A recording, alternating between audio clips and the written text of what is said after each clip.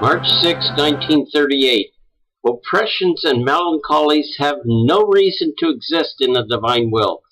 They form the clouds and the bitter little drops which embitter God and the creature. Prodigies of abandonment in the divine volition. How all created things remain animated by one who lives in the fiat. The sea of the divine volition never ceases to plunge me inside its waves as if it wanted nothing to enter into me other than its light, growing in me through light and heat, and the life of its will. But in spite of everything, I felt oppressed with an air of melancholy for the circumstances, alas, too painful, of my poor existence down here. They form clouds around me, as if to prevent me from enjoying the beauty of the light and the gentleness of the warmth in which the soul remains fecundated, reborn, and growing within her very Creator. And my sweet Jesus, who jealously watches over my poor soul, all goodness told me, my good daughter, courage. The oppressions, the melancholies, and the thoughts of the past have no reason to exist for one who lives in my will. These are notes which clash with my notes of joy, peace, and love, and form feeble sounds which sound awful to our divine ears. They are like bitter little drops which, thrown into our divine sea, try to embitter it, while by living in our will we make the creature the owner of our seas of joy and happiness.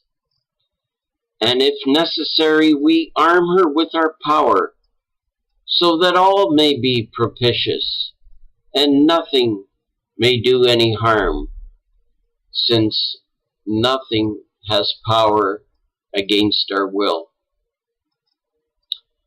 Moreover, our will has the power to flatten and to crush anything, like dust under the empire of an impetuous wind.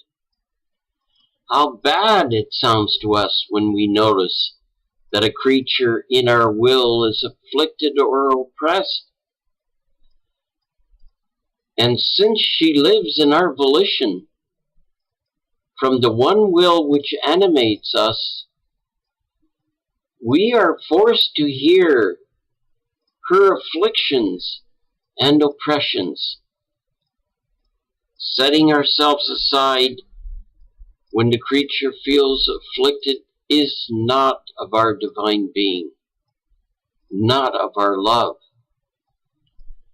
Rather, we make use of our power, and we inundate her more with our love, so that we may see her again with a smile on her lips and with joy inside her heart. And then the thought of the past is really absurd. It is like wanting to claim divine rights.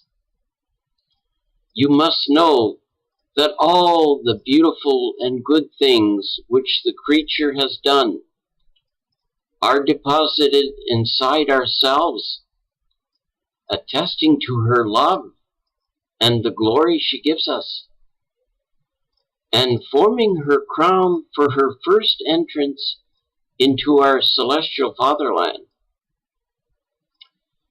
Therefore, the most beautiful act of the creature is to throw herself in our arms, abandon herself, letting us make whatever we want to make of her, in time as well as in eternity. Only then do we get all the savor of making her one of the most beautiful statues to adorn our celestial Jerusalem. Then he added, "My daughter, when the creature abandons herself in our will, our satisfaction is so great that she pours into us, and we pour into her, giving her our new life, new love, new sanctity, and new knowledge of our Supreme Being. When the creature abandons herself in our divine volition, we can make the greatest prodigies and the most surprising graces in her, since our will receive and deposit what we want to give to the creature. By abandoning herself in our will, she storms heaven, and her empire is such that she imposes herself over our divine being,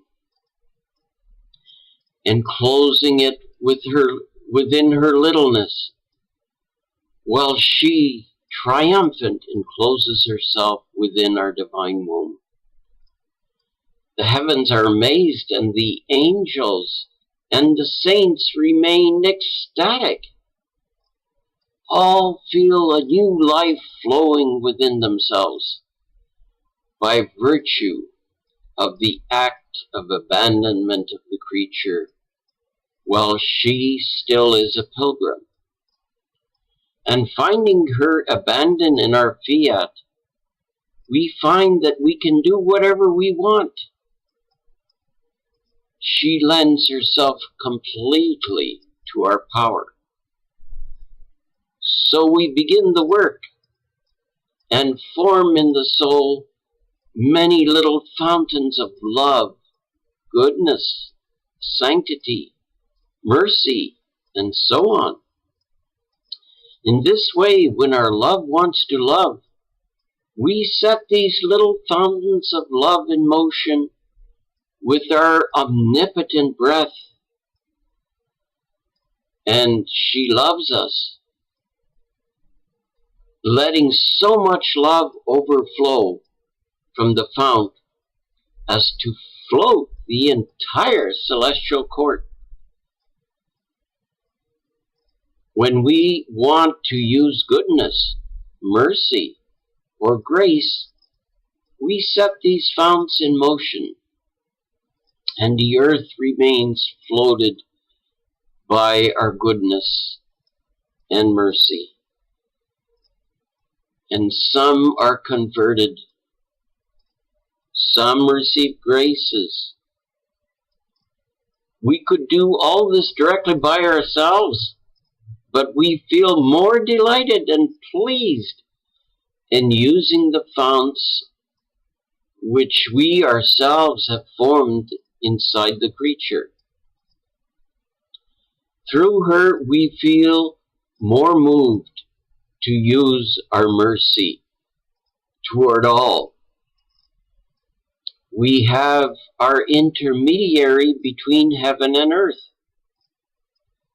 who in her abandonment makes us pour graces and makes us love all the creatures with new love. Therefore, the more you are abandoned in our will, the more magnanimous we will be toward you and towards others. And all, at least the most disposed, will find new strength and new guidance. I remained surprised, and he added, "My good daughter, how I wish that all knew what it means to live in my divine volition. It seems incredible, but do you know why? Because they don't know what my will is, and the whole series of prodigies which it can do and wants to do in the creature. So, not knowing it, they believe it's impossible that my will can do in the creature all that I'm saying. Oh, if they only knew it. What it does and says is little. It is the knowledge that puts us on the way to the creature and prepares our place, forming the space in which to put our unheard of prodigies. It is knowledge which forms the eyes to be able to view and appreciate our divine wonders. All is a prodigy for one who lives in our will. You must know that as a creature does her acts in my will, all created things remain animated by her will and word. All things possess a voice. Some say love, some say glory, some adoration, some others thank you, and others still blessing to our Creator. What harmony they form in the atmosphere. What a sweet enchantment, to such extent that we feel enraptured. But whose voices are these? The voices of those who live in our will. It happens as when voices and chants are ingeniously enclosed inside of instruments of wood and of metal. The instruments sing and speak. It is the same for the one who lives in my will.